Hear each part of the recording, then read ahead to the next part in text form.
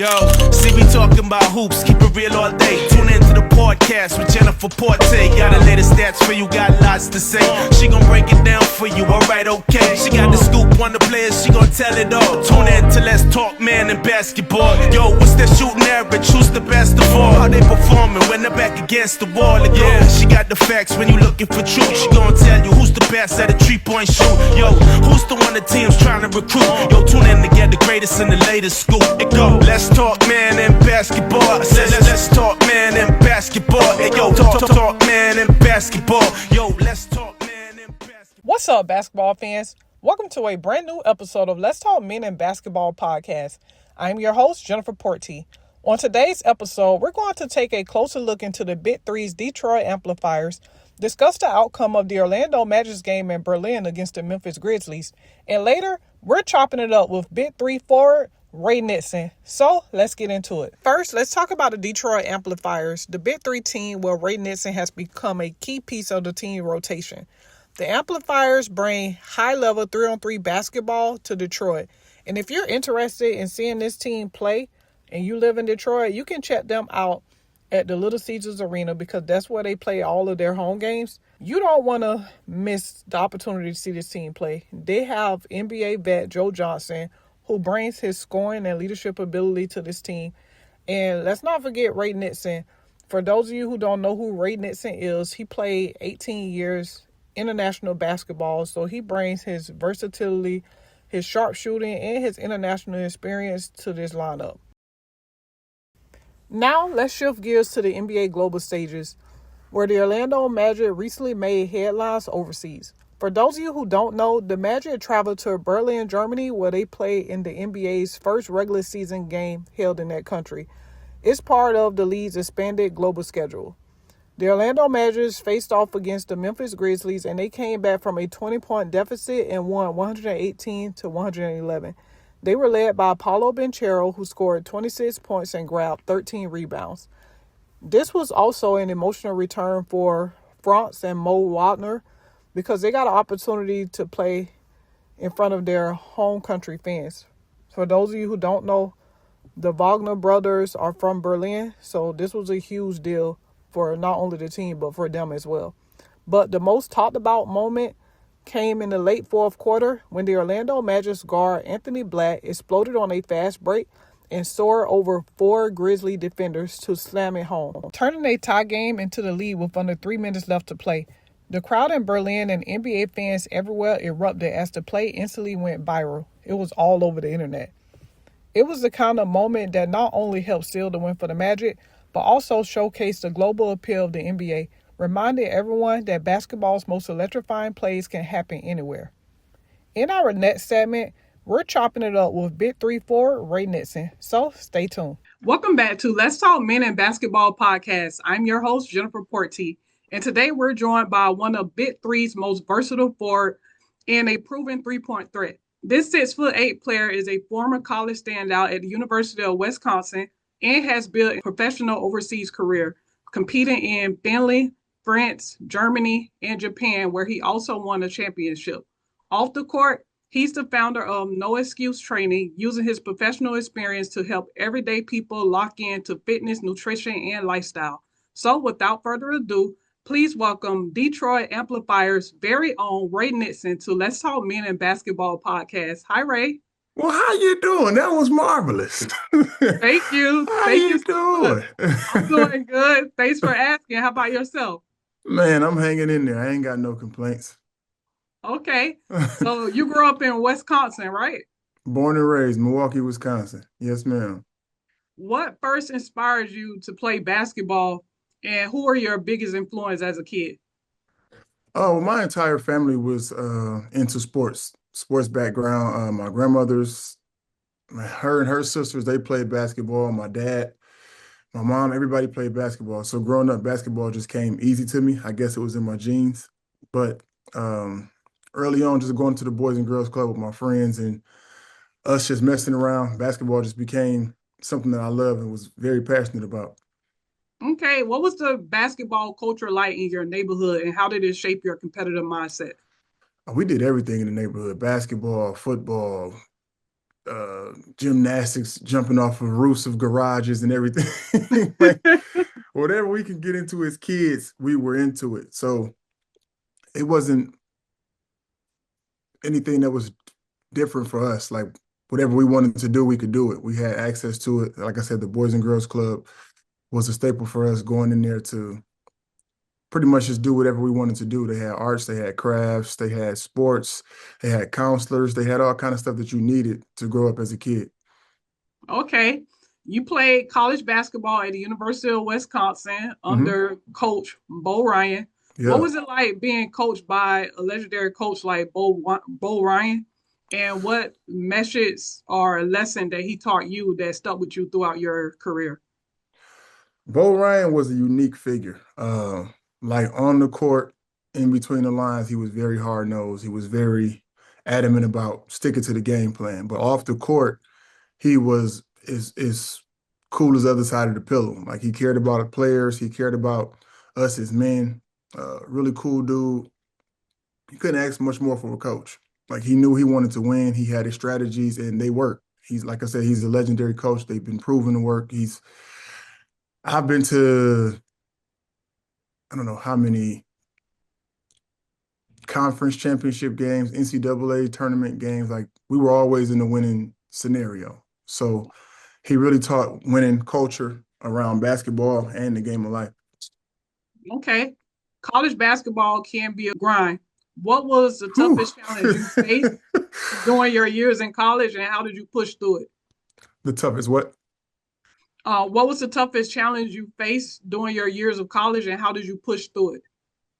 My freshman year was the toughest for me because I came into the program being a little fish in a big pond. When you go from being a big fish in a little pond, I went from first team All State, the man on my team in high school, got a championship in high school, and then you go to college and everybody's like that. Everybody's the big fish coming Yeah. from their school. So just getting acclimated to that, the style of play, how aggressive, how physical it was, and I was tall, but I wasn't bulky, if that makes any sense. So I Yeah. came I came into college, 6'6", 6'7", maybe 180 pounds. Wow. And I was I would say misplaced my first year. Like they had me playing small forward, power forward.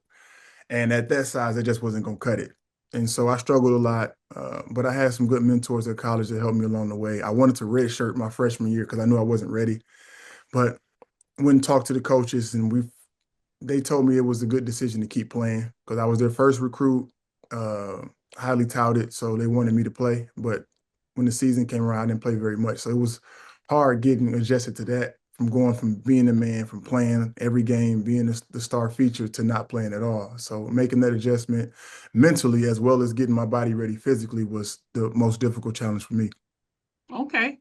And you did that, you progressed over your years of college and got better and better each year. So what was your training like in college and how were you able to get from not being one of the standout players to a standout player at Wisconsin? We had a great coaching staff. Scotty Hedenbach was our strength and conditioning coach. I mean, the man was a guru. He knew everything it was to know about fitness, about each of us individually, and how to program for us and our needs. And so, by trusting in him in the program, and then my man Hank, he was in the training office. He knew how to keep us up and running because, like you said, college is a grind. Little Yeah. nagging injuries here and there, but our coaching staff and our training staff was just top notch. Our meals, our plan, everything that we had, it worked as a collective. Wow. You played overseas for a few countries, Japan, France, Germany, Finland, just to name Mhm. a few. What was the biggest adjustment you had to make off the court? The culture, going from being a 21-year-old kid fresh out of college and now you're in a foreign country where things are completely different. Just getting adjusted to how they live, the foods, the different cultures, the different backgrounds, the different language. And at the time when I was doing this, like it was way before the smartphones and way before all this access we have to internet and things like that. So you didn't have anybody to call home back to and communicate with day in and day out. So it was just like you and the grind. Yeah. And so that was very difficult, especially I'm a family kid. Like I love being around all my people, somebody to talk to, shoot the shit with, stuff like that. But it's just like, no, it's just you're grown up now. You're in a foreign country, you got to get it. And it was Yeah. difficult for me because I wanted to make it work. But my first 2 months, I was like, no, this isn't for me. Because practice was crazy. We would go to weights in the morning. No, we would go to the track and run. This is my first year in Germany. We would go to the track and run for an hour. We would leave there and go straight to the gym for weights. We would leave straight for weights to go to our first practice. Now, this is 3 consecutive practices back to back. Wow. Then That's we would have insane. like maybe a 5, 6 hour break, and we would come in for night practice. And I'm like, we're doing all of this for one 40-minute game on Saturday. Wow. It was unheard of. That's crazy. Yeah, but I wanted to play, and I had to stick it out just to see if it was something that was for me. And luckily, I got my bearings together, and things started to work out for me, and I made a 14-year career out of it. Wow. How did overseas basketball help you evolve as a person, not just a player, but as a person? Persevering through adversity. Mm, Like I said, you may not ever know what's the story going to be from one team to the next. yeah. And I used to tell all my younger guys coming in after me as I start progressing in my professional career, it's like you're gonna sacrifice something. Just figure out what your sacrifice is and if it's something that you're willing to deal with, whether it's um, the living arrangements, whether it's the amount of pay, whether it's the food, whether it's the living arrangements. Like you're gonna have to give up something. There's not gonna be any team you go to is gonna be a perfect fit for everything that you need. And so that was the learning curve that I had to get adjusted to is like being able to be okay with that one thing you had to sacrifice. Mm. So after you play overseas, you got the opportunity to play for the Big Three. How did that come to your radar? And what was the adjustment like playing overseas basketball and then coming back to America to play for the Big Three? Well, for me, it wasn't an adjustment at all because my last two 2 or 3 years in Japan, I played in the FIBA 3-on-3 championships over there. Yeah. And so and over there, it's a bit faster pace. Like Mm-hmm. the big three is more aggressive, is more advanced as far as the talent that's there, as far as the skill. But the FIBA 3-on-3, like you saw the Olympics, right? Yes, Trust me, it's it's very different. competitive. Yeah, Like, like even when they say we could put a team together, just go over there and dominate, it's not the same. yeah, it's not. Like, yeah, it's not the same. But the adjustment for me was pretty chill. It was just like for me, this was my NBA moment. I never made Mm, it to the NBA, but being in a position where I could be coached by legends like Dr. J, Iceman, yes, play with guys, Jason Richardson, Larry Sanders, I play with Joe Johnson, all these guys that I've been fortunate to be around, Darnell Jackson, like all of these guys that really made a name for themselves in the NBA. It's just like, okay, cool. This is my opportunity for myself to see if I could have had some kind of success in the NBA, but that was just something I had to tell myself mentally, like, okay, cool, this is your NBA moment, so let's make the best out of it. wow. So you mentioned being coached by Dr. J and George Gervin. What was it like being coached by legends like Dr. J and George Gervin? And was there a lesson or moment that from them that stands out to you? Oh, absolutely. Um, Dr. J was my introduction to basketball.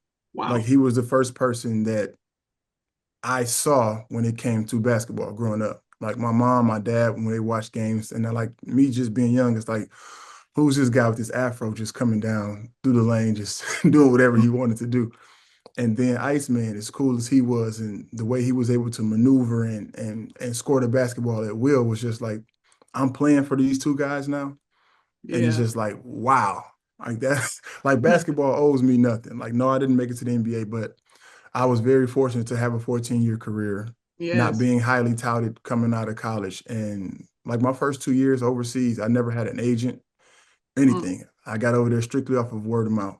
And so Wow. to be able to make a resume for myself and create a name that people could rely on when it came to being a person that you want on your team, that Mm-hmm. was enough for me. Wow. What advice would you give undrafted players? Because you were able to push through and continue to pursue your dream, which is basketball, whether it be overseas, Big Three, but you were able to just not take that failure because I'm pretty sure your ultimate dream was to play for the NBA, Right. but you were able to like continue to move on from that. So what advice would you give young players who go into college, have a good college career, but then they get undrafted? What would you say to them? Never let your dream die. Mm, Always keep working like you have that job. Like I remember even going to the Big Three that year, Justin Dentman, my really good friend here in Dallas, when I first moved down here, me and him had the same trainer. And I found out he's playing in the Big Three. And we were doing some random workout one day, me and our trainer. And he was like, man, you should try out for the Big Three. And I'm like, no, I never made it to the NBA. Like, I thought it was, at the time, I thought it was only for ex-NBA players. yeah. Because that's all I knew about the Big Three was just all ex-NBA players. And he was like, no, man, they starting to have tryouts and everything else. I'm like, well, okay, cool, I'll try out. I'm like, well, when is the next tryout? He was like, it's today. Wow. I'm like, what good is that gonna do me, bro? Yeah. What Wow. good is that gonna do me? And so they had it on live on, I think it was on maybe Facebook or YouTube, but it was live. They had like the tryouts and like, so he was like showing me the video. And he was like, bro, no disrespect to anybody, but like, look at the line of people that's outside waiting to get in. You can't tell me you can't be better than these guys. And so I'm like, you know what? I'll give it a shot next year. So that whole year, I just trained with the idea of I'm going to play in the Big Three next year. So when it came down to it, uh, my guy Justin Demi told me about the tryouts and gave me the application to fill out and everything, whatever. So go to the tryout, did pretty well, and I didn't get selected. But two of the guys that I played with daily at the run here in Dallas, Northwest Bible Church, we have a pro run, and TK and Gip both got picked up. So I was ecstatic for them. Like, okay, at least I didn't get picked up, but two of my guys did. Wow. And I remember them saying at the tryout, like, just because you didn't get picked, like, stay ready because Mm-hmm. you never know what can happen. So didn't get picked at the tryout, but I got an email the next day, like, you didn't get picked, but we were so pleased with your play, we're going to invite you to come to the combine. Wow. So I'm like, okay, bet. So I go to the combine. They said, you got to pay your own way because we only pay for the people that got picked. I'm like, I don't care. Like, this is another opportunity for me to keep going. Go to the combine, same story. Played well, had a good presentation, but didn't get drafted. And so what stuck out to me was Cube at the end of the camp. He was like, look, just because you didn't get picked, stay ready. We got guys that have NBA obligations, guys get hurt, guys get cut. Your name can be called. You're still in the draft pool. So I left there like, bet. I never stopped with the dream. Like, I'm gonna keep going to work every day, keep training, keep eating right, keep whatever. And then like it was crazy because like my family was like, well, Daddy, why you still going to the gym? You didn't get picked up.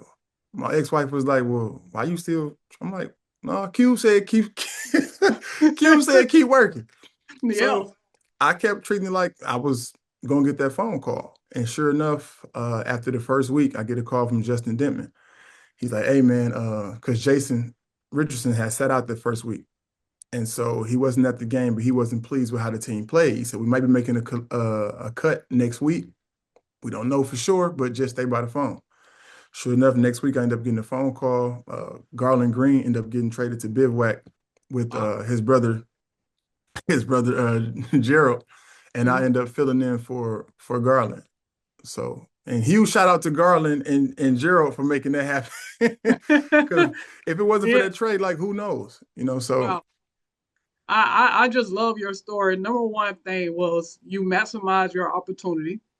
Number two, you were excited for your friend. You know, when you didn't get selected the first time, yeah, you was happy for them because that let you know that God is in the neighborhood. You know, if your absolutely, friend did, absolutely. First and yeah. foremost, So that hearing that story, you know, you don't find too many friends like that. You know, when they hear their friend got an opportunity, they might get a little jealous, but you didn't have that, and you Cause kept they working. earned it. Them boys was Yeah, working. Them boys yeah, was working. that's what's up. I like that story. You also have you run a training program called No Excuse Training, helping people over 30 with their fitness, nutrition, stress management. What motivates you to turn your own training habits into a business? For me, I was never into fitness. Like I said, even with my high school college story, like I was 180, 6'7". So, and like even in college, like I tell people, like I didn't take strength and conditioning serious, nutrition serious. It's just like, okay, this is just something for us to do. But having a professional mindset and knowing all the things that go into it, my mind didn't change until I want to say year two of my pro career. Because like even in college, if the trainers wasn't around, we wasn't lifting serious. Like it was like we up at 5:30 in the morning, we gotta lift weights. This is this is ridiculous. So I know my first year in Germany, after the season was over, we had like maybe 2 weeks left. We had to close out our accounts, take our cars and stuff back, get the apartment stuff settled. And a couple of my teammates would go to the gym every day. So I'm like, I ain't got nothing to do. I'm gonna go with them. So they start introducing me to protein and creatine and all these different supplements that can help you put on size. And within that 2 weeks, I may have put on like 10 pounds. I'm like, oh, I get it. I, I get it. And from there, like I was just so thrilled by the way I can transform my body. Mm-hmm. And so that was just my mindset from then on. Like, how can I get my body to be the way I want it to be? How can this improve my athleticism? How can this help me on the court?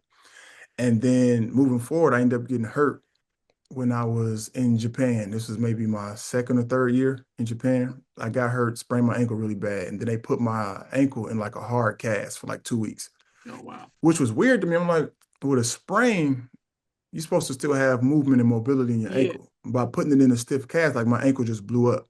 And so what turned into was supposed to be like a 2, 3 week injury, I missed the rest of the season. And this was like 3 months left. So I'm like, no, this can never happen to me again. So from there, I wanted to learn how to prevent injuries, how I can prepare my body for battle. And so I'm like, maybe I should do this personal training thing. So I Yeah. just learned as much as I could about the human body, about sports training, about dealing with injuries. And I'm like, this could be a career. A Yeah. lot of people that saw me from when I came into high school, college, my first couple of years pro was like, bro, you are completely different.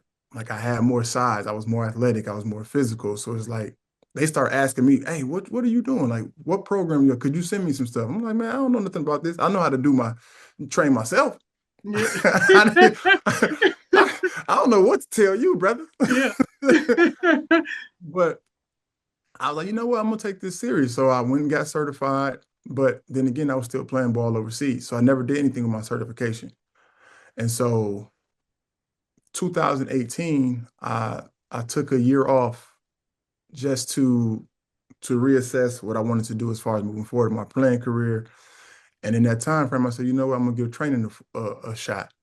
So I started working at Equinox Mm. down here in Dallas, and it was very like mind boggling as far as like people trusting in you to help them with their goals, to help them with their lifestyle, to become healthier, more happier people. And so I'm like, it meant a lot more for me being able to be a part of somebody's process. And so Yeah. having that connection with clients and helping them change their lives for the better was just like, oh, this is dope. Yeah. And so from that moment on, I said, when I'm done playing basketball, this is gonna be my full-time job. And that way I can still stay in the realm of sports and fitness. Because Hmm. even with my fitness, my ultimate goal is to be on the training staff of an NBA team. I still love the game. I still want to be a part of the game. So I'm still working towards that. But right now, like with my training business here, No Excuses Training, it's just we don't have a shortage of information and knowledge these days, right? Yeah. Our main struggle is application. And so that's where I help bridge the gap with my clients to help them apply the things that we know. It's Yeah. okay. You can go on Google right now and find out everything you need to know how to take care of your body. Hmm. But people don't know how to adapt to it. People don't know how to take these small things and stack them up to big wins. And Yeah. that's where I help them make that connection. That's what's up. I could definitely use your program because I used to be a skinny young lady, like very super skinny all my life. And then as I got older, I'm still skinny, but my weight comes in my belly Hmm. and like really bad to the point where, I started doing sit ups and stuff, but that didn't help. Then I found out later that processed food is causing the belly fat. And I eat a lot of Hmm. processed food because I don't Hmm. cook like that. So just hearing and seeing what you do with your program, I'm like curious to know, like, okay, Yeah. what can I do better to get rid of my belly fat? Because I've never had a belly throughout my years and now suddenly growing. Yeah. And Yeah, it could be a multitude of things. Like there's no right answer. There's no wrong answer because we're all different. It could be something that's genetic. It could be something that's as easy as getting the amount of sleep, the right amount of sleep at night. true. Stress, monitoring your stress. Like you said, processed food, drinking enough water every day. You could have a food sensitivity of something that you really love to eat, but you're eating it every day. I mean, it's something just that small that could change the whole trajectory of your health and fitness. Wow. But it's just finding out what that one thing is. You peel back one layer at a time and find out what it is. You can't just throw the book at somebody and say, okay, do this, do this, do that. I've never been that trainer. I will never be that trainer that will tell clients what they can't do. My clients Yes. say, man, I was drinking last night. I was okay. Did you have a good time? Okay, cool. Let's get back to it because you're gonna get out what you put in. Yes. I'm not gonna fuss, cuss, or chase you about what Hmm. you're doing and what you're not gonna do. You're just gonna be training me for the next 10 years because you don't want to listen. We could have been done in two, but Yeah. you don't want to listen. But I mean, that's just what it is for me. Yeah, most definitely. Your program is also built around lifestyle change, not just a quick fix. Hmm. So, how would you describe your core philosophy when a new busy client walks into the gym for the first time? Breaking down where their lifestyle is currently. So if I'm getting, I have a questionnaire that I give all my clients before we even do a consultation. And from that questionnaire, it gives me these key indicators of what I need to focus on. I ask them how much sleep are they getting, how much water, what is your current diet, do you have any exercise routine currently? So now I know where we're starting at. So then once I have that information, like I said, now we start peeling back the layers. And Yeah, eventually over time, you're going to figure out, okay, that's your one thing right there. So now let's fix that. And while we're fixing that, we're going to take off just a little bit at a time because I pretty much exclusively train professionals, lawyers, doctors, real estate, entrepreneurs. Like, so they don't have a lot of time in their schedule. yeah, They're traveling all the time. They got this, they got cases, they got so it's finding out how we can make these changes within the current schedule that they have yeah, because that's going to be their schedule. They can't dedicate a 2, 3 hour window to doing, they don't have it. Okay, so what are you doing currently and how can we build that or how can we take away these things that are harming you and put more of the good stuff in? We're not trying to remove everything that's bad because it's just not realistic. yeah. Yes, we love snacks. Yes, we're gonna go out and have a drink. Yes, we're gonna stay up at night. If it's a good show on, I didn't get no sleep last night. Those things are gonna happen. We're human beings. So just finding out what that thing is for them and helping them work and manipulate the system. I love that. What part of your overseas grind and Big Three experience show up in how you train people, whether it be Discipline, conditioning? Okay. discipline. And I'm not the most disciplined at all. And people tell me all the time, well, Ray, look at you. Look, you're like an action figure. I'm like, I still eat unhealthy foods. I still love sweets. I still drink from time to time. It's just like, I know when enough is enough. I know when to cut back. I know when I have a little bit of leeway to do a little bit more. But at the grand scheme of things, like I said, we're human beings. It's just everything we're going to do is got to be in moderation. And more of the good stuff, less of the bad stuff. And you can pretty much write your own ticket.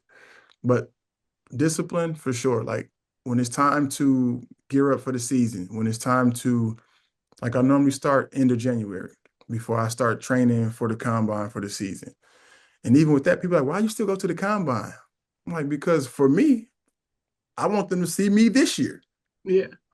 Don't nobody care what you did last year or the year before or whatever. And like, and if nobody called me and said you're gonna have a guaranteed spot or a captain spot, I'm going to the combine. I'm going to the combine.